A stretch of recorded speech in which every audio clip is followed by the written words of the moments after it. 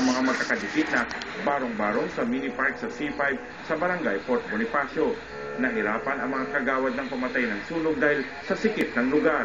Nagpapaalala ang Bureau of Fire Protection sa publiko dahil sa tumataas ng insidente ng sunog. Dapat siguruhin natin yung mga electrical system natin. Tapos yung pagluluto, dapat ay yung i-check natin yung ating mga LPGs. At the same time, kung magkaroon din ng sunog, dapat meron tayong contingency plan. Kanina, nag-inspeksyon sa mga negosyo sa Parañaque ang Bureau of Fire Protection. Bawat negosyo ay kinakailangan may emergency light, smoke detector at mga fire extinguisher. Kailangan ho natin i-bantayan because as we all know that recently nagkaroon tayo ng insidente sa Brazil at ayaw naman natin maulit katulad na nangyari sa atin dito sa Luzon.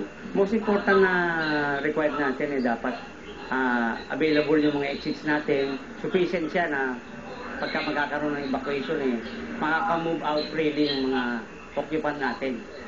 Pagbibigay diin ng mga otoridad, nasa paghahanda ang susi ng kaligtasan para maiwasan ang higit na maraming mapipinsalang buhay at ari-arian sa panahon ng sunog. Para sa Bandila, Abner Mercado. Ginulantang ng malakas na